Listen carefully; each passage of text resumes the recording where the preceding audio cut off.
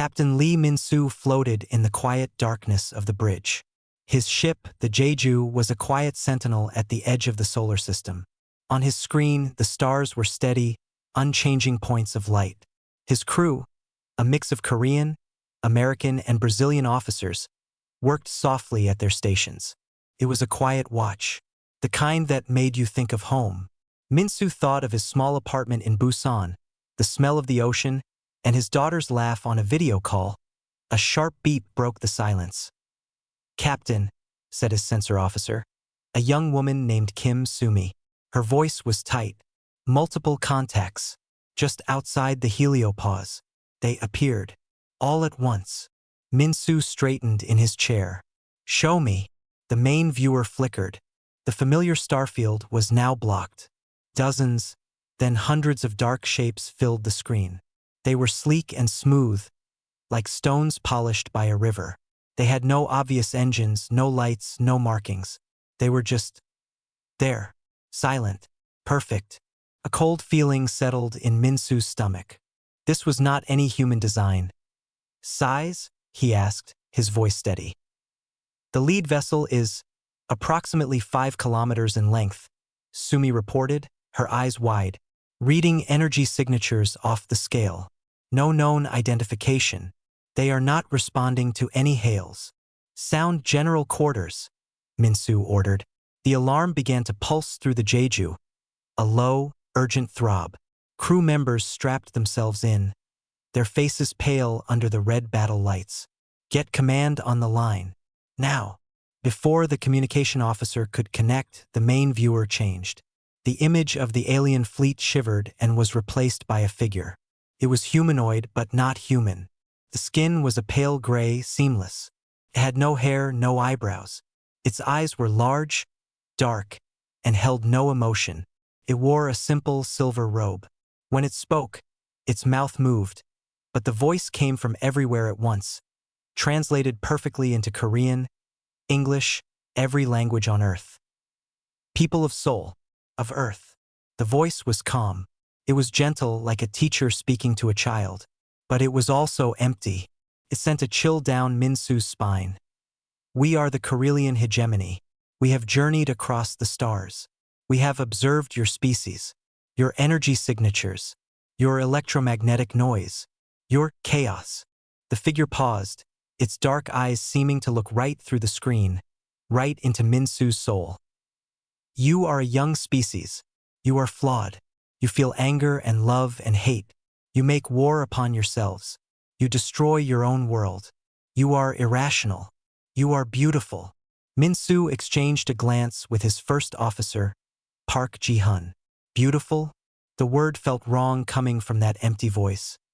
"Your beautiful flaw is a danger," the figure continued.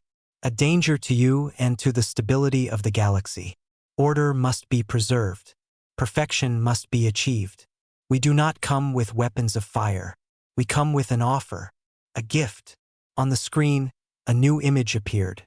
It showed beings that looked like the speaker, but many of them, standing in a perfect circle in a bright, clean city. They were still, quiet. Their faces were peaceful, but blank. There was no laughter, no argument, no tears. "We offer you unity. We offer you peace. We offer you freedom from pain, from fear, from death. You will join us. Your minds will be added to our whole. Your bodies will be remade.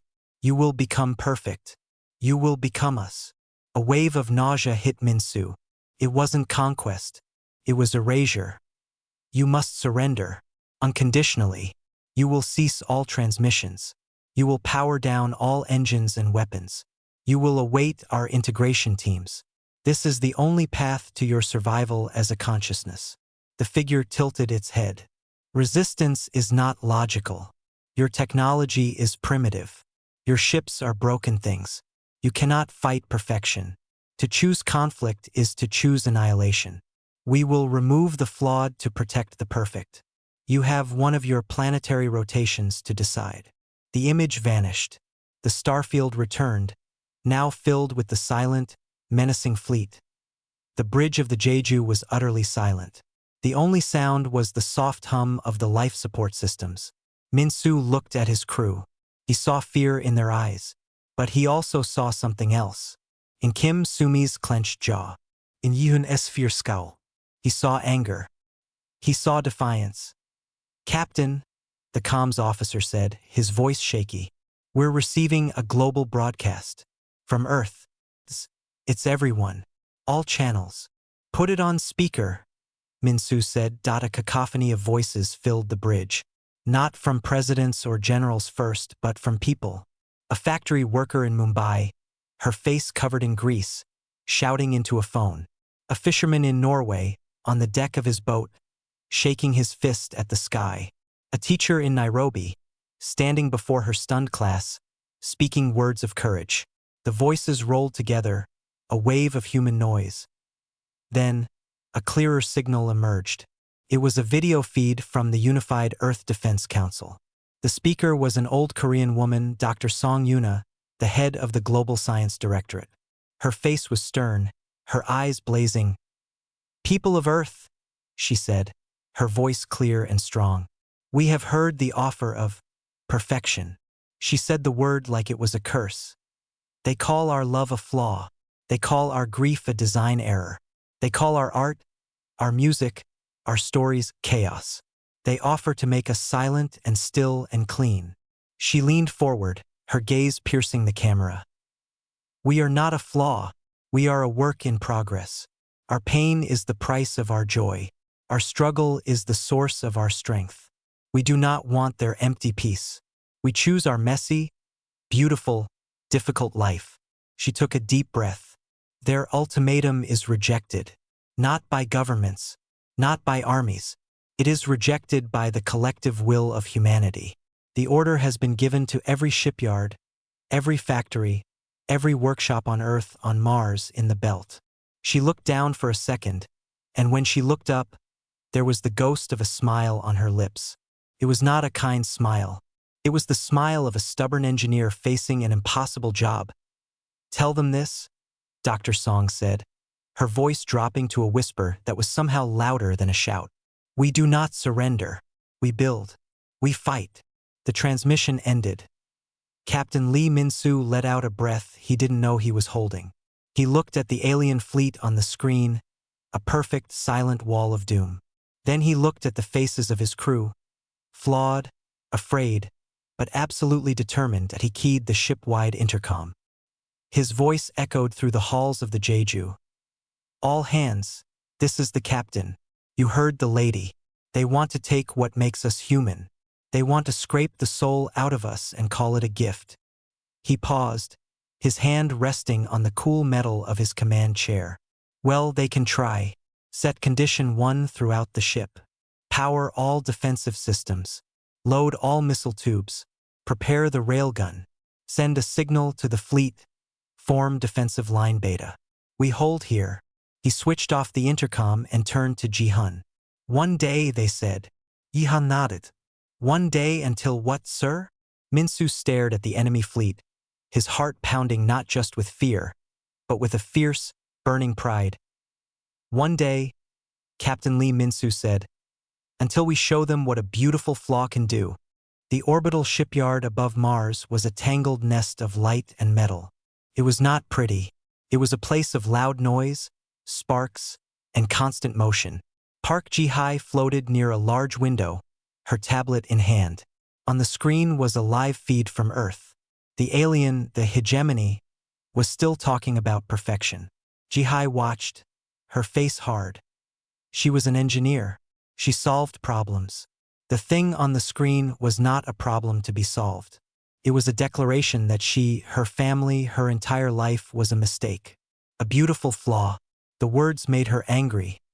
Her radio crackled. "Foreman Park, we have the priority order. Project Gumiho is a go. Full authorization." Ji-hai pushed away from the window. "Understood. All teams, listen up. The pretty speech is over. They gave us 1 day. We don't have 1 day. We have now. So move." The shipyard exploded into a new kind of chaos. Before, they were building colony ships, ice haulers, and reactor cores for new habitats. Now, every single object out here had a new purpose. Ji-Hai jetted over to her main project, the Busan's Pride. It was a heavy-class asteroid processor. For 10 years, it had chewed up rocks from the belt, melting them down for metals. It was basically a giant flying furnace with magnetic rails and a big mouth. It was slow. It was ugly. It was her favorite ship. "Okay, my ugly baby," she muttered, landing on its pitted hull. Time for a new job. Her team was already swarming over it. They were not soldiers. They were welders, electricians, software coders, and mechanics. They worked with a frantic, focused energy. Ji-Hai flew to the main processing bay. Normally, molten metal was poured into molds here to make building materials. "Cho!" she yelled. A young man with burn marks on his suit floated over. "The induction furnace. Can we make it hotter?" "Much hotter." Cho grinned, a wild look in his eyes. "We can overclock it until it melts itself, boss." "Do it. I don't care if it lasts for one shot. I want that slag to be as hot as the sun's core. And I want a magnetic launch tube here." She pointed to a long section of the bay. "Not for shaping metal. For throwing it. Fast." In another part of the shipyard, a different team worked on a massive cargo hauler, the Ever Given. Its captain, an old belter named Marcos, was arguing with a Korean weapons designer named Lee Hannah. "No, no, no. You cannot put missiles on my girl. She is a delicate flower," Marcos shouted. Hannah didn't even look up from her schematics. "Your delicate flower has the largest cargo hold in the fleet. We are not putting missiles on it. We are turning the hold into a missile." Marcos stared. "What?" Hannah showed him her tablet. "We pack the hold with scrap metal. Old hull plates, engine parts, nuts, bolts. We put a shaped charge at the back. When we blow the charge, it turns the entire payload into a giant shotgun blast. At close range, it will sandblast their perfect ships into Swiss cheese." Marcos was quiet for a long moment. Then a slow smile spread across his face. "My beautiful, delicate shotgun flower. I like it." This was happening everywhere. A fast communications ship was being covered in mirrored foil to confuse targeting systems. A fuel tanker was having its tanks modified to spray a cloud of frozen hydrogen and metal dust. A giant bomb waiting for a spark. Ji-Hai moved from team to team, solving problems. Power coupling failed. Bypass it. Use the emergency battery lines. A software patch wouldn't install. Delete the old OS and write a new one from scratch. Just make the gun fire. She saw the bigger picture taking shape. The United Earth Fleet was a joke by military standards. The ships didn't match. They had different gravity, different air, different computers. They were a herd of different animals, not a pack of wolves. But that was the point, she realized. The hegemony's ships were all the same. Perfect copies. They would have one way of fighting. One way of thinking. Humanity would throw 1,000 different problems at them. Her wrist comm buzzed. It was a direct channel from the Jeju holding the line at the edge of the system. Captain Lee Min-soo's face appeared, looking tired but sharp. "Engineer Park. Status." "Captain," she said, wiping grease from her visor. "The Busan's Pride will be ready in 6 hours. We're calling it a slag launcher. The Ever Given will be a shrapnel barge.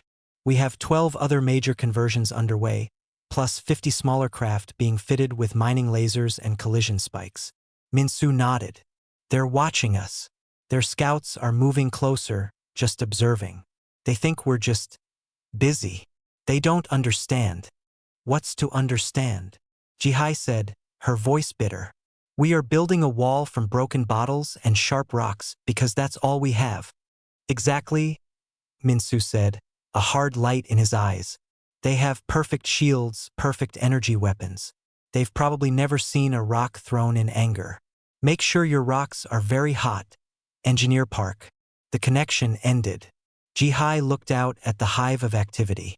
Sparks flew like angry stars. The clang of metal was a constant drumbeat.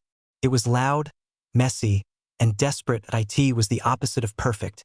A young apprentice, Kim Jin, floated to her side. He looked scared. "Foreman Park? Do you think Do you think any of this will work? Against that, he pointed a trembling glove towards the stars. Where the enemy fleet waited, Jihai put a hand on his shoulder. Jean, what is my #1 rule? The boy swallowed. If it's stupid but it works, it's not stupid. Right? Jihai said. She pointed at the Busan's Pride, where her team was welding a makeshift targeting system from parts of a food printer. That looks stupid, doesn't it? Jean nodded. Good, Jihai said, pushing off towards her ship. Then we're on the right track. Now get back to work. That magnetic coil isn't going to align itself. As she worked, a new global feed came over the common channel. It was a mashup of sounds from Earth. A choir singing in Seoul. A street drummer in Rio. A poet reading in a quiet room in Cairo. The sound of a child laughing. It was being broadcast on every frequency towards the hegemony fleet. A message. This is what you want to silence. Listening to the chaotic, beautiful noise, Park Ji-hye welded a final connection on her launcher. The perfect, silent enemy was coming, and humanity was ready to meet them with the loud, hot, messy truth of what they were. They would fight with every wrong tool for the job. Lieutenant Kim Tae-sung held the controls of his fighter, the Dragonfly. It was a small, fast ship, built for scouting. Its main weapon was a single, light railgun. It was not meant to fight warships. Today, that didn't matter.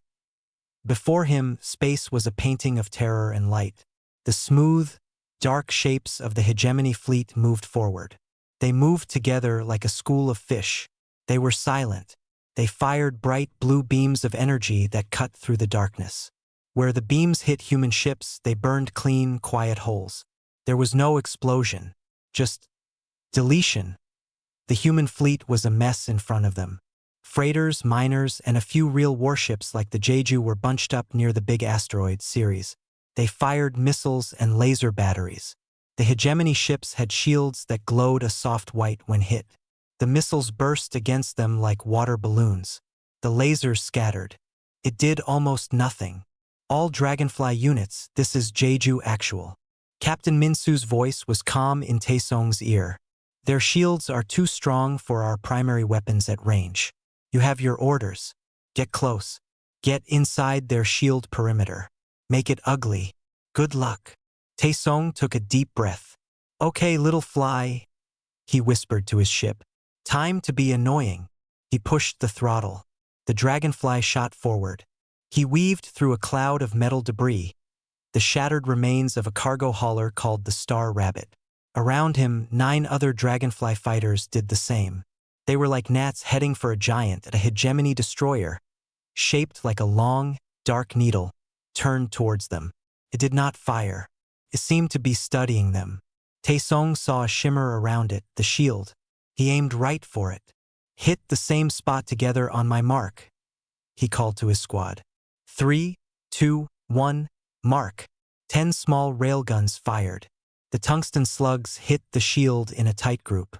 The white glow brightened for a second at that point. A tiny ripple spread out. It was not enough to break it, but the ripple was there. The destroyer fired. A blue beam lanced out. 2 of the dragonflies on Taesong's left vanished. No scream. Just static on the radio. Taesong gritted his teeth. He flew straight at the ripple point, his ship shaking violently as he entered the shield's energy field. Felt like flying through thick glue. Alarms blared. Then he was through, inside the shield bubble, right up against the dark hull of the alien ship. It was perfectly smooth. No windows. No seams. Just dark, cool metal. Swarm pattern beta, he yelled. Use the grapples. The remaining fighters fired magnetic grapples. These were tools for grabbing space junk, not weapons. They stuck to the hegemony ship's hull with loud clangs. The fighters then fired their thrusters, not to pull, but to push sideways. They were like flies trying to tip a statue. The destroyer ignored them. It continued firing its main beam at the larger human ships. One of the beams hit the Jeju. Taesong saw a flash of light on the frigate's side. A piece of its hull spun away. Anger burned in Taesong's chest. They were nothing to this ship. An irritation. His eyes fell on his cargo readout. He wasn't carrying bombs. He was carrying a debris net, a big, strong net made of carbon fiber, used for collecting samples. And his bay was also full of junk. Pieces of the broken star rabbit, a shattered reactor casing, a chunk of twisted metal. An idea, stupid and desperate, formed in his head. All units, this is Dragonfly Leader. Release your cargo nets. Load them with any debris you can find. Everything. Then follow my lead. He didn't wait for answers. He released his net. Using his ship's robotic arms, he frantically stuffed pieces of sharp, twisted metal into it. The other fighters, confused but trusting, did the same. Soon, they had a cloud of nets filled with ragged, ugly human garbage floating near the perfect alien hull. The destroyer finally seemed to notice. A small hatch opened on its side. A smaller, drone-like ship started to come out, probably to clear the mess. Now, Tae Seong screamed. Tether the nets to their ship. Use your grapples on the nets, not the hull. Aim for that open hatch. He fired his grapple. It hooked into the tangled net of metal. He gunned his thruster, flying in a tight circle around the emerging drone. The net wrapped around the drone and the hatch, a messy, choking web of cables and sharp edges. Other fighters did the same, adding their nets. It was a chaotic knot of garbage stuck to the ship's side, blocking the hatch. For a moment, nothing happened. Then, the destroyer's smooth surface near the hatch began to glow. A different color, a sickly orange. Sparks, real electric sparks, flew from the tangled net into the hatch. The perfect ship was trying to use its energy systems to clear the blockage, but the carbon fiber and metal were conducting the energy back inside, into open systems. It was a short circuit. The orange glow spread. A small, contained explosion blew out from the hatch. The destroyer shuddered. This perfect movement stopped. The white shield around it flickered, turned off, then came back on weakly. It was hurt. Not destroyed, but hurt. By garbage and a net. A wild cheer erupted over the radio. But the celebration was short. A blue beam from another hegemony ship sliced through the darkness. It hit Taesong's dragonfly. The beam cut through his ship's tail. The controls died. The lights went out. He was spinning, helpless. Eject. Taesong, eject now. Someone shouted in his ear. He pulled the lever. His cockpit blew away from the dead fighter. He was in a survival pod, a tiny metal bubble with air and a radio. He spun. Watching the battle, he saw the wounded destroyer, now with a visible, ugly scar on its side, start to drift back towards the main hegemony line. It was not fighting anymore. He saw the Jeju, wounded but still firing, rally the remaining human ships. The order came to retreat. They had bought a little time. They had drawn first blood. Ugly, messy blood. As his pod spun, the last thing Kim Taesong saw was the hegemony fleet. They had stopped their advance. They were just sitting there in the dark, silent again. He wondered what they were thinking. Then his pod stabilizer fired, and he began the long, slow drift towards the human rally point. He was alive. They had learned something. The perfect could be made imperfect. You just had to throw the right kind of garbage at it. Choi Eun-ji sat in the dark. The only light came from her 6 computer screens. They glowed on her tired face. Outside, the city of Seoul was quiet. The power was being saved for the defenses. But here, in this underground bunker, the internet was still alive. It was a nervous, twitching thing. She was not a soldier. She was a programmer. She wrote code for games. She made cute characters move and jump. Now, the game was over. The new game was survival. On one screen, she saw the news from the battle. The images were shaky, sent from surviving ships. She saw the beautiful, terrible hegemony ships. She saw human ships breaking apart. She saw Lieutenant Taesong's crazy, brilliant attack with the garbage net. A small smile touched her lips. It was so stupid.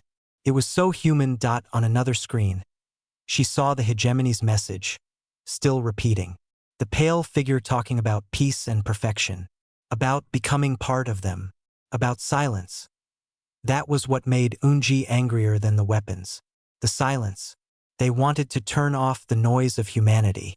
The beautiful, awful noise, Her boss, Mr. Park from the National Cyber Command, had given them an order. Disrupt their communications, hack their networks, do whatever you can. But Unji had listened to the scientists. The hegemony's network was quantum. It was like a perfect, unbreakable crystal. Humanity's internet was a tangled rat's nest of old cables, wireless signals, and mistakes. You could not hack perfection with a messy tool. But you could flood it. An idea began to form. It was not a weapon of logic. It was a weapon of feeling. She put on her headset and opened a channel to a global forum. Thousands of programmers, artists, and ordinary people were already there, scared and looking for direction. "Hello," she said, her voice soft but clear. "This is Choi Eun-ji from Seoul. We cannot break their network. It is too good." She heard sighs, sounds of despair over the line. "But," she continued, "they want us to be quiet. They think our feelings are a flaw. So let's give them our feelings. All of them." She explained her plan. It was simple. They would use every satellite, every radio dish, every server on Earth. They would not send viruses or attack code. They would send data, human data. "Send them everything," Unji said, her fingers already flying across her keyboard. "Do not edit. Do not make it pretty. Send the raw files." She started with her own life. She uploaded the video from her grandfather's 90th birthday. The sound was awful. People were singing off-key.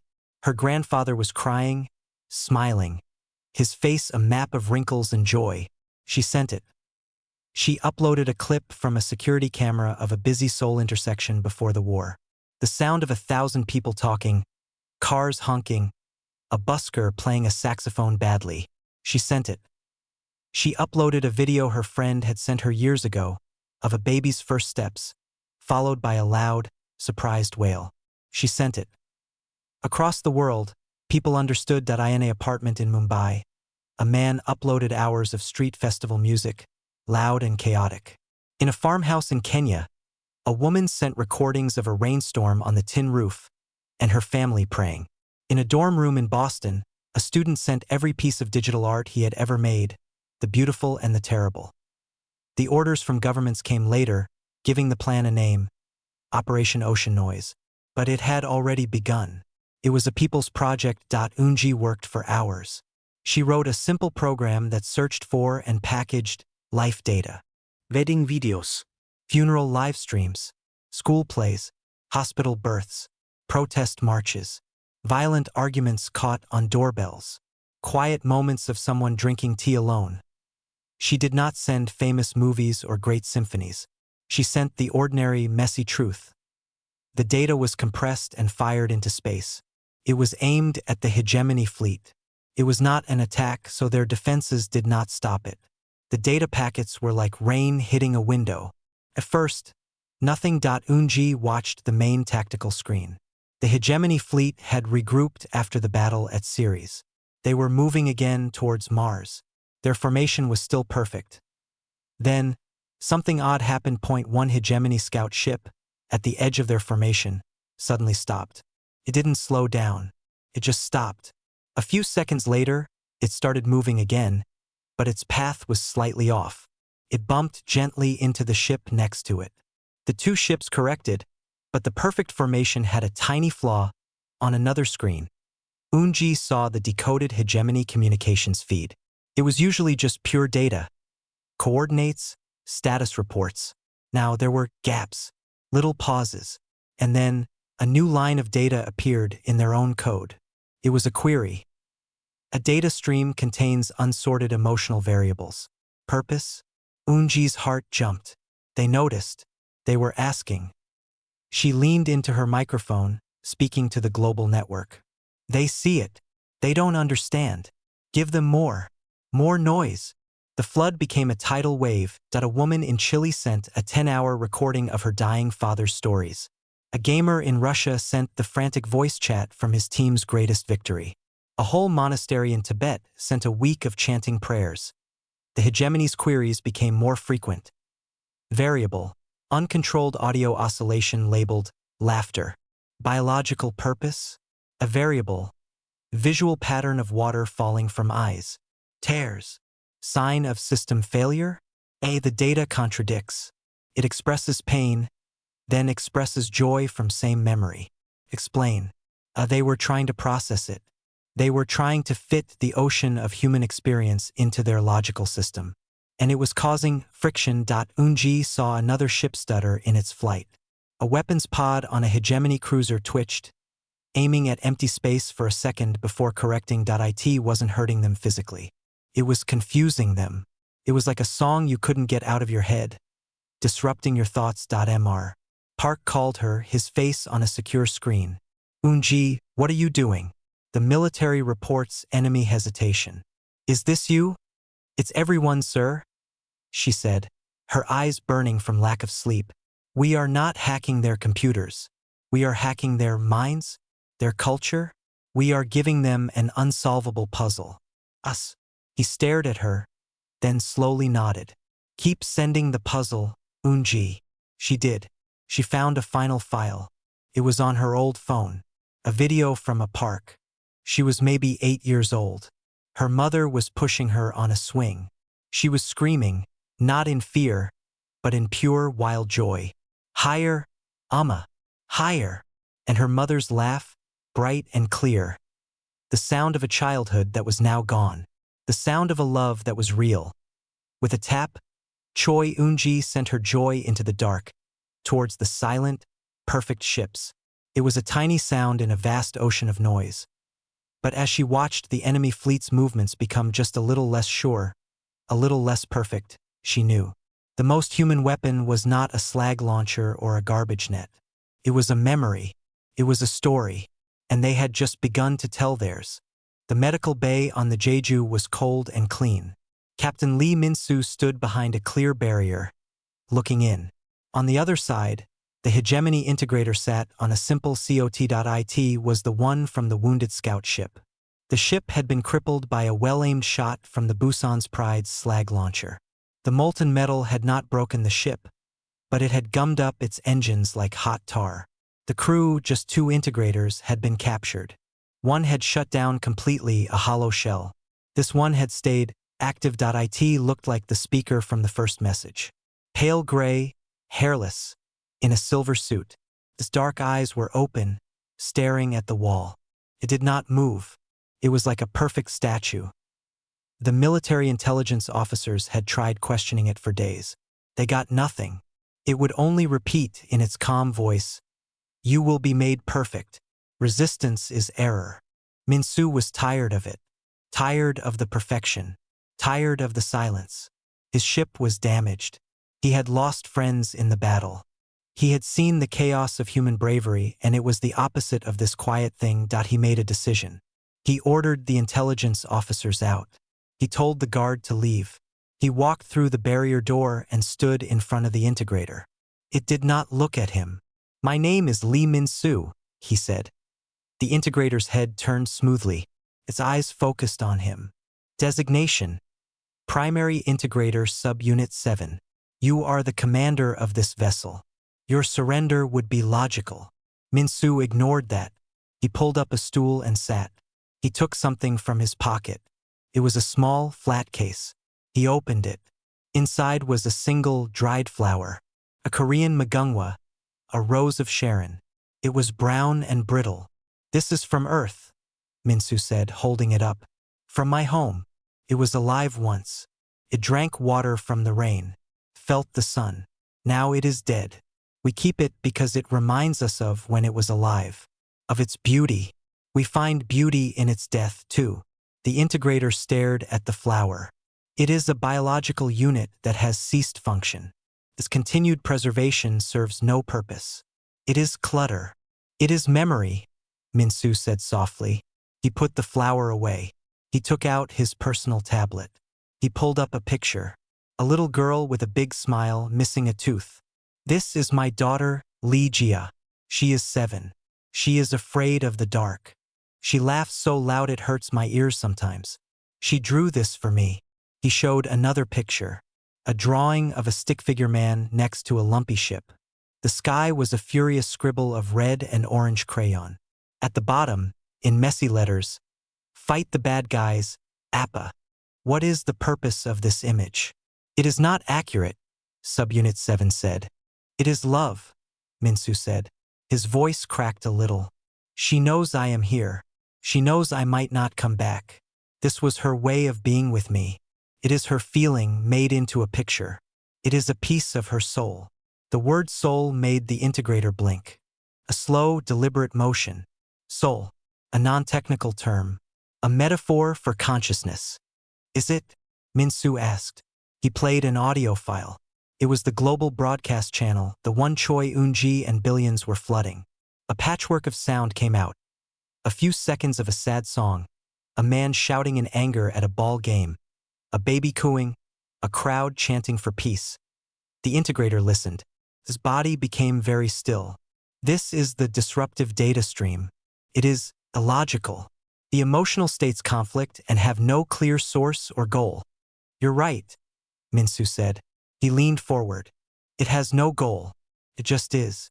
That man shouting? His team lost. He is sad and angry, but he is with friends. So there is also joy in the shouting. The baby cooing. That is the sound of learning, of wonder. The crowd wants peace, but they are loud together to ask for it. Don't you see? The flaw, as you call it, is that we hold all these things at once. We are sad and joyful. We are angry and peaceful. We love, and because we love, we are so terribly afraid to lose what we love. He played one more file. It was his own voice from a private recording. He was reading a bedtime story to Jia over a video call from the ship months ago. His voice was tired but soft. He did the voices for the characters. She giggled uncontrollably at one point. The sound was pure. Bright light. Subunit 7 stared at the tablet. For a long time it was silent. Minsu saw its fingers twitch on its knee. A tiny, imperfect movement. The unit designated Jia your genetic offspring. You engaged in this non-essential communication to stimulate her pleasure response. It stated, I did it because I love her, Minsu said. And hearing her laugh made me happy. It made the dark out here less dark for a moment. That feeling, that connection, that is what you want to take away. You offer us a forever where no father ever hears his daughter laugh again. You call that peace. The integrator's head tilted. It was a different movement than before. Less smooth. The feeling, happy. It is a temporary chemical state. It will fade. The memory of it will cause pain when it is gone. This is inefficient. But the pain is worth it, Minsu said, his voice rising. The pain proves it was real. You want to remove the pain and call it a cure, but you would remove the joy first. You would make us into this. He gestured at the integrator's calm, empty face. Subunit 7 looked down at its own hands. It turned them over, as if seeing them for the first time. The data stream, the laughter. It is a system error that brings pleasure. The tears, they are a physical release for psychological pain. They are linked. It looked up, and its dark eyes seemed deeper, less like glass. You choose this cycle, this pain, this beautiful flaw. It was not a question. It was a realization. Yes, Minsu whispered. We choose it. Every single day. The integrator stood up. It walked to the clear barrier and looked out at the stars visible through the medical bay port. For a long minute, it watched the silent, clean universe. Perfection is silent, Subunit 7 said. It's back to Minsu. It is efficient. It is without error. I have been perfect. Turned around. Its expression had not changed, but something in its eyes was different. A fracture. Perfection is lonely. The words hung in the air. Then the integrator's body shuddered. It fell to its knees not in weakness, but as if its legs could no longer hold the weight of a new idea. It let out a sound. Not a word, just a soft, broken sigh. The sound of a wall inside it crumbling. Captain Lee Minsu did not move to help it. He just watched. He saw the perfect soldier of the hegemony kneeling on the cold floor, touched by the chaotic, painful, beautiful noise of being human. The integrator looked up at him, and for a fleeting second, Minsu thought he saw a reflection of something raw and unformed in its gaze. something like wonder, something like fear. Subunit 7 spoke, its voice no longer a smooth broadcast, but thinner, more real. I do not want to be silent anymore. The space between Mars and Earth was the new battlefield. It was littered with broken things. Pieces of human ships spun silently. A few burned-out hulks of hegemony vessels drifted among them, their perfect shapes now scarred by slag and shrapnel. The human fleet was gathered in a last, desperate formation. The Jeju, patched and wounded, was at the center.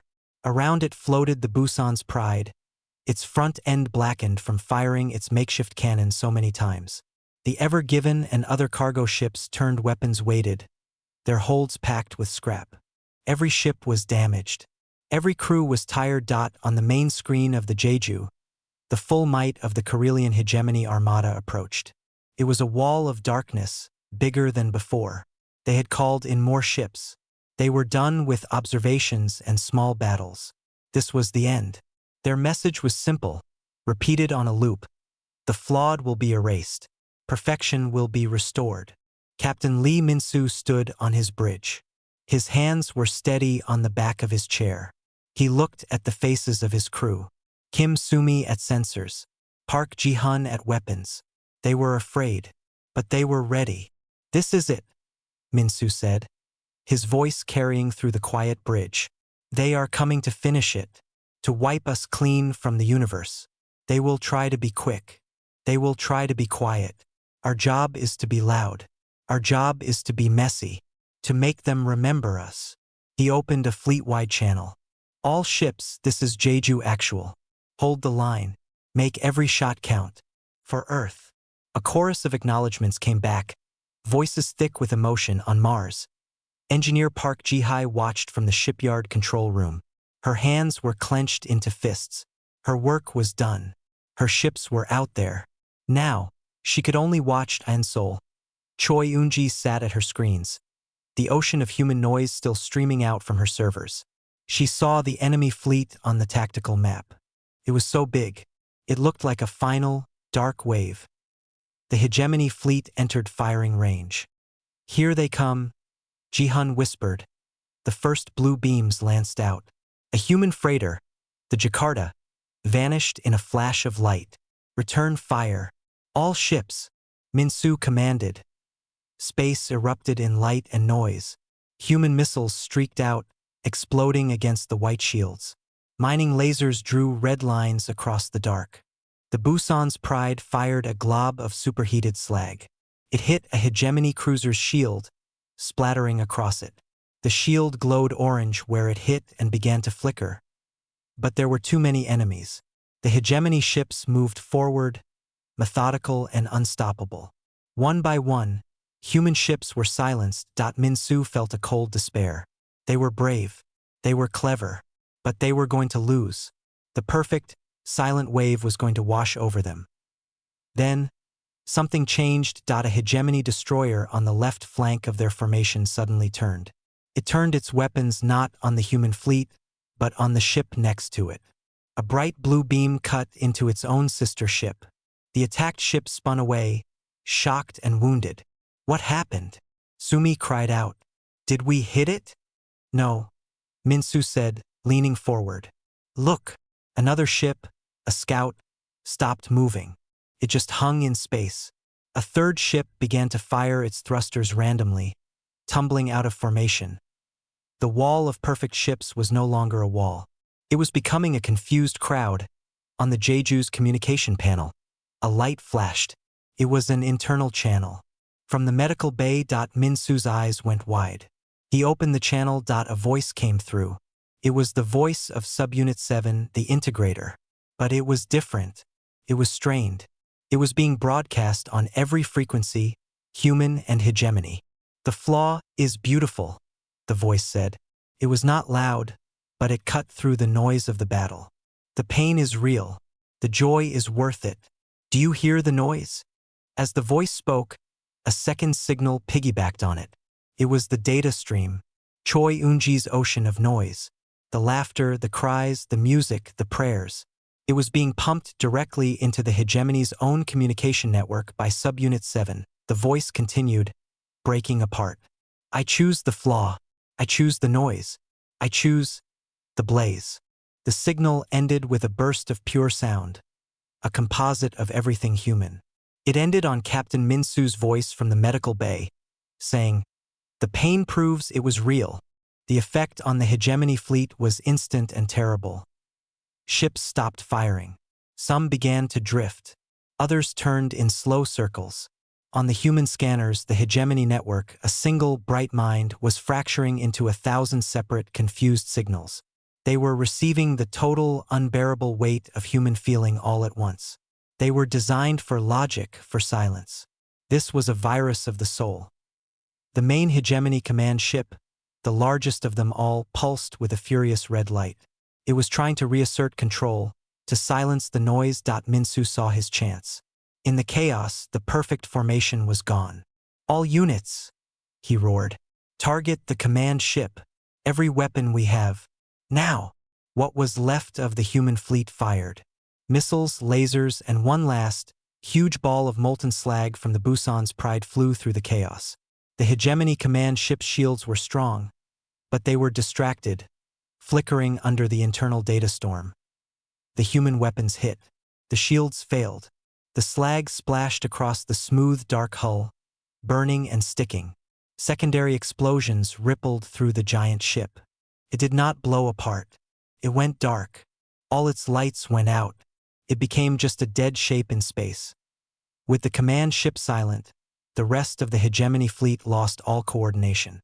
Some ships turned and fled, jumping away into faster-than-light travel. Others just hung there, dark and still. A few smaller ships began to move, not towards Earth, but towards the human fleet, with their weapons powered down.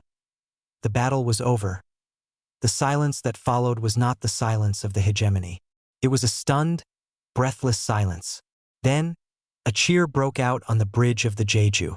It was a raw, ugly, wonderful sound of relief and shock and survival. Captain Lee Min-soo did not cheer. He slowly sat down in his chair. He looked at the main viewer, at the field of broken ships and the retreating enemy. They had not won with a better weapon. They had won by offering an impossible choice. They had won by sharing their broken hearts. He looked towards Earth, a blue and white marble in the distance. It was still there. It was still flawed. It was still noisy. It was still home. Choi Eun-ji stood on the roof of her apartment building. The sky above Seoul was clear. It was a soft blue with only a few clouds. It looked normal. It was hard to believe that just a year ago, that sky had been a battlefield. The city below was busy. There was noise, traffic sounds, the distant beeping of construction vehicles, music from an open window. People were talking, laughing, arguing on the streets. The beautiful, chaotic noise of life had returned. She looked up, shielding her eyes from the sun. Up there, in orbit, you could see them now. New stars that moved. Some were human space stations being rebuilt. Others were the silent, dark shapes of hegemony ships. They did not move. They were empty. They were kept there as reminders, as memorials. But some of the smaller ones now had new, boxy sections attached to them. Human airlocks. Human reactor fittings. They were being lived in. Her wrist comm buzzed. It was a priority signal, but not a military one. It was tagged with a symbol she knew well. Two circles linked together, one smooth, one jagged. It was the symbol of the seeking chorus. She sat on a bench and opened the channel. There was no video, just audio. The voice was soft, synthetic, but somehow warm. It was a voice made from many fragments, human and hegemony, learning to speak together. Choi Oni. Greetings. Greetings, she said, a small smile on her face. How are the transmissions today? The data flow is manageable, the voice replied. There was a hint of something like humor in it. The city sounds of Mumbai at monsoon file was particularly dense. The concept of wet chaos is now understood. Oni left. She had uploaded that one herself. Good. That's important. Pause. The voice continued, its tone shifting to one of quiet awe. We have received the new packet. From the one called Park Ji-hai. The schematics. They are for a water reclamation system, using parts from old hegemony coolant pumps. That's right, Unji said. She's an engineer. She sees a broken thing and wonders how to fix it into something useful. It's what we do. Another pause, longer this time. Useful. Not perfect, but useful. To help a colony grow food on the fourth planet. Yes, we have studied this design. We have suggestions for improvement, but they would make it more complex, less efficient, more adaptable. Is this acceptable? Unji felt a swell of emotion in her chest. This was the new conversation. Not demands, not ultimatums, requests, questions. It is more than acceptable, she said gently. Please send your suggestions. She would love to see them. Thank you. The voice was quiet for a moment. Then it spoke again, softer. We have a new request. It is not about systems or schematics. What is it? Tell us a story. Oni blinket. A story? Yes. A story that is not in the data stream. A story from you. From before. We wish to understand the small truths. The ones that are not recorded. Unji looked out over her city, her home. She thought for a minute. She thought of a small truth. Okay, she said, leaning back. Once upon a time, on a small blue world, there was a little girl. She was very shy. She was afraid to speak in class. She spoke softly, telling the story of the little girl, herself, who found a lost, wet kitten in an alley. How she was afraid to touch it. How it meowed a tiny, sad sound. How she finally picked it up, getting her school uniform dirty, and carried it home. How her mother had sighed, then smiled, and helped her find a box and some milk. How the kitten grew up to be a grumpy old cat who slept on her feet every night. It was a small thing, Unji finished. It didn't change the world. It just changed my afternoon. And the kitten's life. It was a moment of choosing to be kind, even when it was messy and scary. The line was silent for so long she thought the connection had been lost. Then, the voice returned, thick with synthesized emotion that was learning to be real. The small truth is not small. The choice for kindness in a messy moment. This is a core sample of your flaw, of your beauty. Thank you, Choi Unji. You are welcome, she whispered. The seeking chorus will listen for more stories. We are building a new library. It will be very disorganized, very loud. We think we will call it The Beautiful Flaw. The connection ended. Unji sat on the roof, the sun warm on her face. She looked up again. The galaxy had demanded their surrender. It had tried to silence them. In response, humanity had not just fought. They had shared their noise. They had shown their scars. And from that terrible, blazing conflict, a new sound was being born. Not a perfect harmony. Not a silent piece. It was a chorus. Seeking, learning, asking for stories. It was a conversation. And it was just beginning.